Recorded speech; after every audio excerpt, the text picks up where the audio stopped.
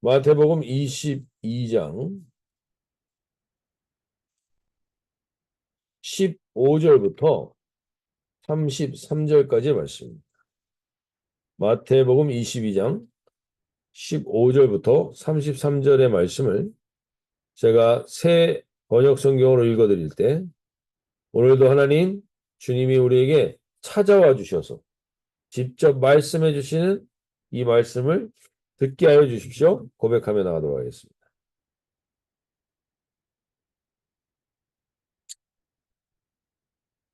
마태복음 22장 15절입니다. 그때 바리새파 사람들이 나가서 어떻게 하면 말로 트집을 잡아서 예수를 올무에 걸리게 할까 의논하였다. 그런 다음에 그들은 자기네 제자들을 헤롯 당원들과 함께 예수께 보내어 이렇게 묻게 하였다. 선생님, 우리는 선생님이 진실한 분이시고 하나님의 길을 참되게 가르치시며 아무에게도 매이지 않으신 줄을 압니다. 선생님은 사람의 겉모습을 따지지 않으십니다. 그러니 선생님의 생각은 어떤지 말씀하여 주십시오. 황제에게 세금을 바치는 것이 옳습니까? 옳지 않습니까? 예수께서 그들의 간악한 생각을 아시고 말씀하셨다. 위선자들아, 어찌하여 나를 시험하느냐? 세금으로 내는 돈을 나에게 보여달라. 그들은 데나리온 한 입을 예수께 가져다 드렸다. 예수께서 그들에게 물으셨다. 이 초상은 누구의 것이며 적힌 글자는 누구를 가리키느냐? 그들이 대답하였다. 황제의 것입니다. 그때 예수께서 그들에게 말씀하셨다. 그렇다면 황제의 것은 황제에게 돌려주고 하나님의 것은 하나님께 돌려주고. 그들은 이 말씀을 듣고 탐복하였다. 그들은 예수를 남겨두고 떠나갔다. 같은 날 사두개파 사람들이 예수께 와서 부활이 없다고 주장하면서 예수께 말하였다. 선생님, 모세가 말하기를 어떤 사람이 자식이 없이 죽으면 그 동생이 형수에게 장가들어서 그 후사를 세워주어야 한다고 했습니다. 근데 우리 이웃에 7형제가 있었습니다. 마지가 장가를 들었다가 자식이 죽음으로 아내를 그의 동생에게 남겨 놓았습니다. 둘째도 셋째도 그렇게 해서 7이 다 그렇게 하기에 이르렀습니다. 맨 나중에 그 여자도 죽었습니다. 그러니 부활 때 그 여자는 누구의 아내가 되겠습니까? 7이 모두 그 여자를 아내로 맞아들였으니 말입니다. 예수께서 그들에게 대답하셨다. 너희는 성경도 모르고 하나님의 능력도 모르기 때문에 잘못 생각하고 있다. 부활 때에는 사람들은 장가도 가지 않고 시집도 가지 않고 하늘에 있는 천사들과 같다. 죽은 사람들의 부활을 두고 말하면서 너희는 아직도 하나님께서 너에게 하신 말씀을 읽어보지 못하였느냐? 하나님께서는 나는 아브라함의 하나님이요 이삭의 하나님이요 야곱의 하나님이라고 말씀하셨다. 하나님은 죽은 사람의 하나님이 아니라 살아있는 사람의 하나님이시다. 우리는 이 말씀을 듣고 예수의 가르침에 놀랐다. 네.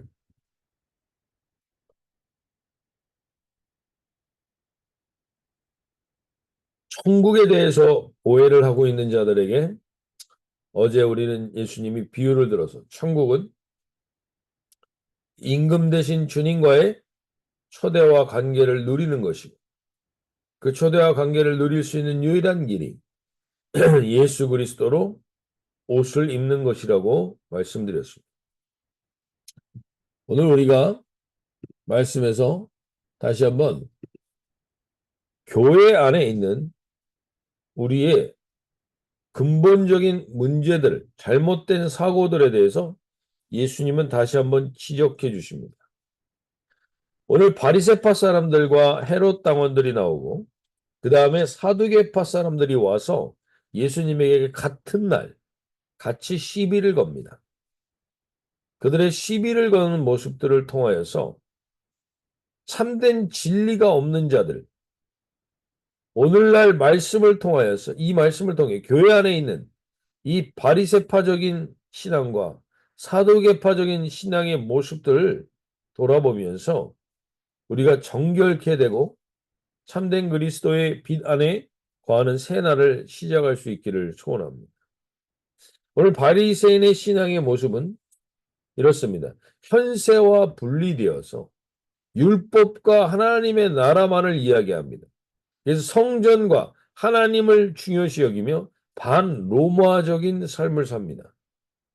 마치 일제시대에 독립을 운동을 하는 사람들처럼 바리새파 사람들은 로마에 반대합니다. 그리고 민족을 이끌어갈 수 있는 유일한 길이 율법이라고 그 율법을 지키는 것에 목숨을 겁니다. 근데 이들은 그러면서 그 안에 어떤 마음이 있는가 하면 15절에 이에 바리새인들이 가서 어떻게 하면 예수를 말의 올무에 걸리게 할까 하고 상의하고 이들은 누군가에게 자기들과 다르다고 생각하는 사람, 자기들과 다르게 생각하는 사람들에 대해서 이런 올무를 거는 사람들. 신앙 안에, 교회 안에서도 우리는 그런 사람들을 봅니다. 이들은 마치 처음의 모습은 이렇습니다. 오늘 16절에서 그들의 모습이 보이는데 자기 제자들을 헤롯 당원들과 함께 예수께 보내어 말하되 선생님이여 우리가 아노니 당신은 참되시고 진리로 하나님의 도를 가르치시며 아무도 꺼리는 일이 없으시니 이는 사람을 외모로 보지 아니하심이니이다. 예수님을 엄청나게 칭찬하는 것 같습니다.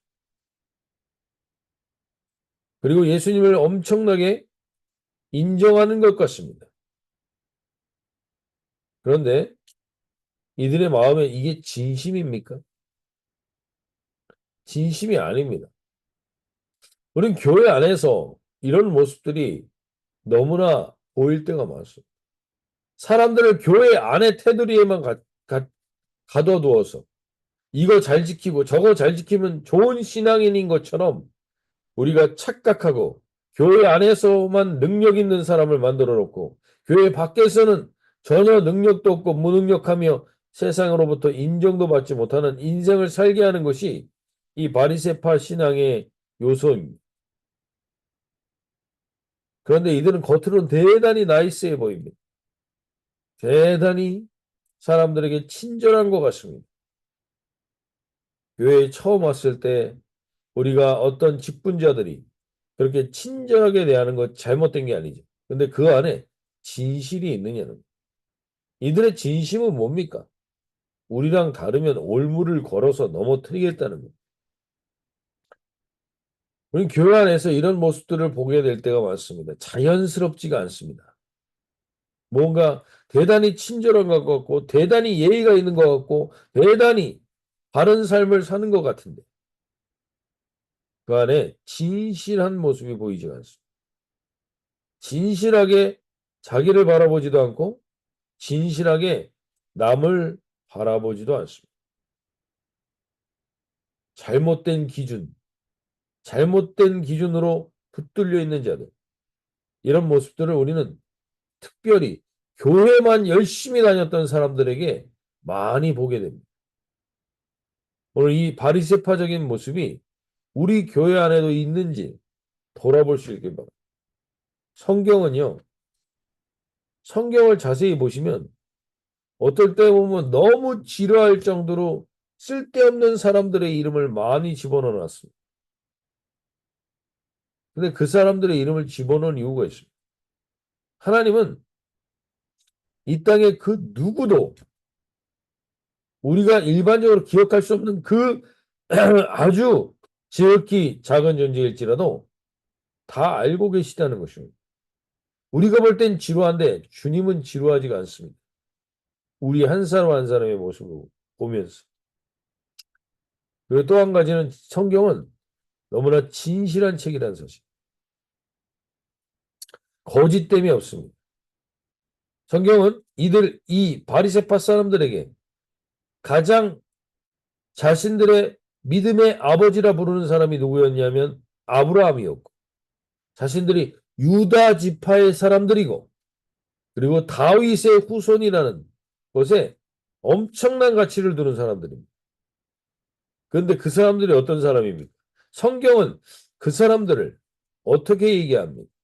아브라함은 아내를 두 번이나 자기의 누이라고 속이며 자기 목숨을 연명하려고 했던 사람이라는 걸 과감없이 보여줍니다. 유다는 자기 며느리와 결혼하여 임신하여 후손을 갖게 되는 수치스러운 사람으로 그 모든 모습을 드러냅니다. 다윗은 자기의 충신의 아내를 취하는 참으로 비겁하고 악랄한 모습을 성경은 다 보여줍니다. 성경은 진실한 책입니다. 오늘 우리가 진실하고 그리고 자기가 얼마나 보잘것없는 존재인지를 우리가 온전히 드러내게 되는 이 바리새파적인 신앙의 모습들, 잘못된 신앙의 모습들, 이들은 황제에게는 충성하지 않고 국가에 대적하며 사는 것, 율법을 지키는 것만이 하나님의 올바른 뜻이라고 그렇게 믿고 살아가는, 그러면서도 그 안에는 이중적이고 외식적인 삶을 살아가는 그들의 모습을 하나님이 우리에게 보여주십니다. 예수님은 그들에게 이렇게 평가하십니다. 18절에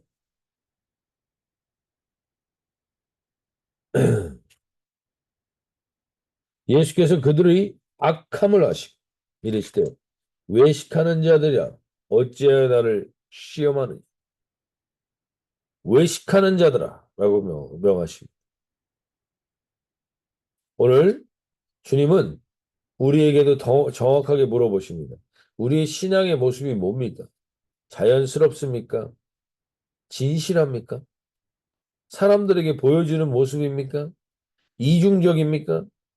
오늘 하나님이 우리에게 다시 돌아보게 하십니다. 이러한 요소들이 특별히 우리 주은혜 공동체 안에서는 절대로 뿌리내리지 못하도록 하나님 이 이중적인 모습들이 절대로 뿌리내리지 못하도록 주님 우리가 깨어있는 공동체가 되게 하여 주십시오. 이렇게 기도하며 나갈 수 있길 바랍니다. 오늘 예수님을 올무에 걸려고 그들이 데나리온을 가져와서 물어봅니다. 그때 20절에서 예수께서 말씀하시되 이 형상과 이 글이 누구의 것이냐. 예수님은 오히려 본인이 스스로 대답하지 않습니다. 이게 대단히 중요합니다. 우린 자꾸 답을 주려고 합니다. 우리가 스스로 답을 주려고 합니다. 바리새파 사람들도 그런 사람들입니다. 근데 스스로 답을 주는 게 아니라 스스로 대답할 수 있게끔 물어보는 겁니다. 오늘 우리가 우리 안에서도 신앙 안에서도 자꾸 답을 주려고 하는 신앙생활을 하지 마시고 예수님을 만나게 하는데 초점을 두는 신앙생활을 해야 합니다. 그래서 스스로 대답하지 않고 유도하십니다. 그러면서 말씀하세요. 이 글이 누구의 것이냐? 이르되 가이사의 21절에 가이사의 것이니이다. 이 이르시되 그런즉 거기에는 이렇게 써 있습니다. 신성한 아우구스토 아들 디베리아 가이사. 이렇게 그 동전 안에 써 있고 그 안에 마치 우리나라 만원권의 세종대왕 그림이 있듯이 왕의 그림이 있는 겁니다. 가이사의 것은 가이사에게 드리고 하나님의 것은 하나님께 바치라고 하십니다. 가이사의 것이니까 가이사에게 주어라로 끝나시지 않고 하나님이 정확하게 예수님은 또 한 가지를 말씀합니다. 하나님의 것은 하나님께 바치라. 이게 우리에게 바른 신앙의 밸런스, 올바른 신앙의 밸런스를 정확하게 예수님이 말씀해 주시오. 첫째, 가이사의 것은 가이사에게 드려라. 우리는 이 땅에 살면서 국가의 혜택을 받고 살고 있습니다. 나라의 혜택을 받고 살고 있습니다. 근데 그 나라라는 국가가 우리의 적이기만 한 것처럼 가르치는 잘못된 신앙의 모습들을 볼 때가 많습니다. 잘못된 정보를 국가가 흘려서 우리를 지배하고 정복하려고 한다. 물론 그러한 요소도 있을 수 있지만 중요한 것은 우리 이 땅을 살면서 그런 적대적인 자세로만 살아서는 절대 안 됩니다. 그것이 무슨 바른 깨어있는 신앙인인 것처럼 마지막 때를 준비하는 신앙인인 것처럼 잘못된 밸런스가 깨져 있는 가르침에 우리는 깨어 있으셔야 합니다. 가이사의 것은 가이사에게 합니다. 우리가 살면서 국가에게서 받는 혜택이 있으면 국가에 합당한 세금을 내야 합니다. 국가가 우리에게 부여하는 의무를 해야 합니다. 여호와의 증인들은 집총을 거부합니다. 그래서 다 전과자가 됩니다. 군대에 가는 사람. 군대에 가서 해야 될 의무들을 해야 되는 거예요. 이러한 밸런스가 깨져 있는 신앙. 교회는 교회 안에 사람을 가둬두기 위해서 하나님이 교회를 만든 게 아닙니다. 교회는 하나님의 나라가 어떤 것인지를 깨닫게 하고 그것을 세상에 드러내 보이게 하기 위해서 하나님은 교회를 만드신 겁니다. 교회 안에만 갇혀 있으면 어리석은 신앙의 바리새인과 같은 신앙의 모습을 가지고 살게 되는 것이죠. 그래서 우리가 바리새인들은 하나님께 바치면 부모에게 효도하지 않아도 된다고 가르쳤습니다. 이것이 고르반이라는 제도입니다. 이러한 제도를 만든 사람들, 이들은 밸런스가 완전히 깨져 있습니다. 교회 안에서만 신앙생활을 잘하면 그게 하나님의 나라라고 생각하게 만듭니다. 그러나 하나님의 나라는 온 우주 가운데 이 우주를 만드신 분, 그분의 통치를 우리가 바로 깨닫고 누리는 것이 온전한 하나님의 나라인 겁니다. 오늘 우리가 여기에 깨어져 있는 밸런스, 직장에서는 직장의 의무를 다하고 직장 생활을 하는 것이 하나님이 우리에게 부여해 주신 삶을 누리는 방식입니다. 직장 생활은 속한 것이고 교회 생활은 선한 것이고 이런 착각을 우리가 가지고 있다면 이 바리새파적인 신앙에서 우리가 온전히 잘못된 신앙의 뿌리를 걷어낼 수 있길 바랍니다. 둘째로 하나님의 것은 하나님께 바치라고 이야기합니다. 하나님의 것이 뭡니까? 아까 동전에서 무엇을 가지고 얘기합니까? 이 동전 안에 형상이 무엇이냐? 형상이 무엇이냐? 이 동전의 형상, 그게 가이사라, 로마 황제의 것이었기 때문에 로마 황제에게 주라고 말합니다. 그러나 하나님의 것은 하나님께 드려라. 즉 하나님의 형상, 하나님의 형상이 무엇입니까? 하나님의 형상대로 만들어진 것이 어떤 것입니까? 그것이 바로 우리 한 사람 한 사람입니다. 한 사람 한 사람에게 하나님의 형상이 있습니다. 그 한 사람 한 사람은 다 하나님의 것입니다. 그런데 우리가 하나님의 형상을 잃어버리고 짐승의 형상, 사탄의 형상, 세상의 이생의 자랑, 안목의 정욕, 이생의 자랑, 그리고 육체의 정욕에 사로잡혀 사탄의 형상만 갖고 있다면 예수님은 우리에게서 다시금 하나님의 형상을 회복시켜 주시기 원합니다. 하나님의 형상이 회복되는 것은 하나님에게 우리가 바쳐지는 겁니다. 오늘 우리가 우리 안에 깨어진 밸런스가 있다면 하나님 바른 밸런스로 소개해 주십시오. 이 땅에 우리가 살아가면서 국가와 세상에 해야 될 의무들을 바르게 감당하며 그러나 우리가 하나님의 것임을 잊지 않게 해주십시오. 하나님의 형상임을 잊지 않게 해주십시오. 즉 하나님의 형상은 하나님만이 다스리는 겁니다. 세상이 다스릴 수가 없습니다.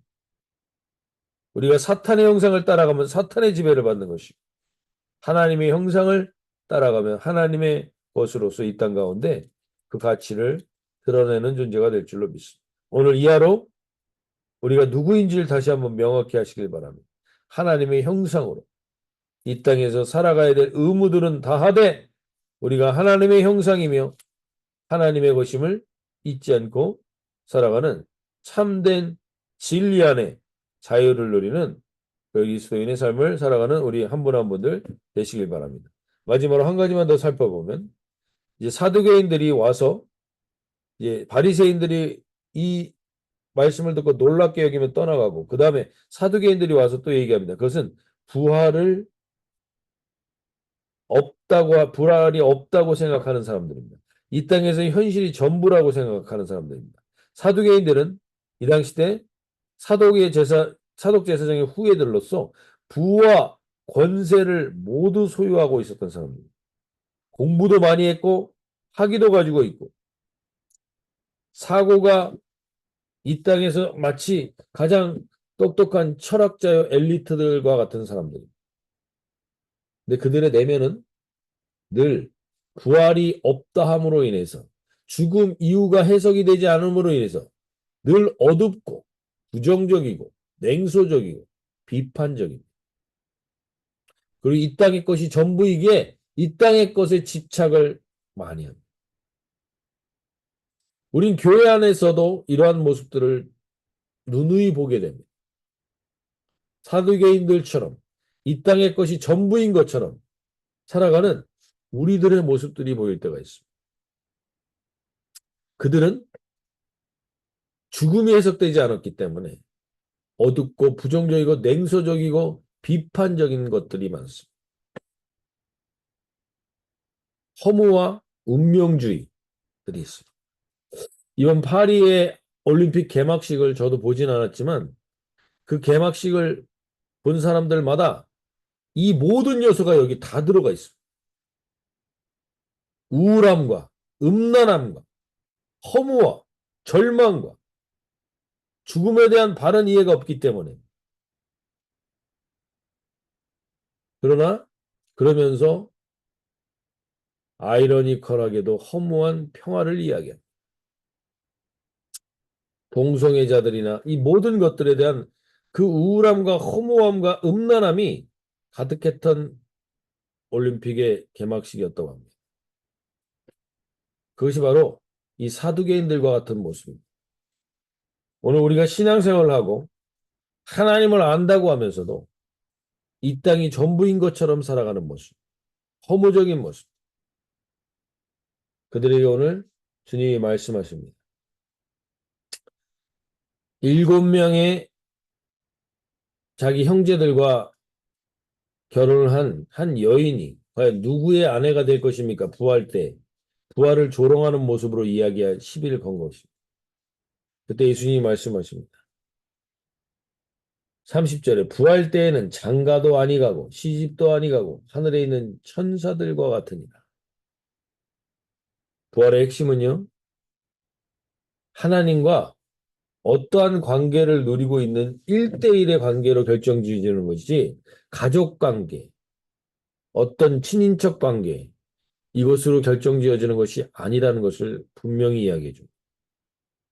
부활 이후의 삶은 하나님과 어떠한 1대1의 관계가 있었느냐지 시집장과 결혼과는 관계가 없는 삶이 부활 이후의 삶입니다.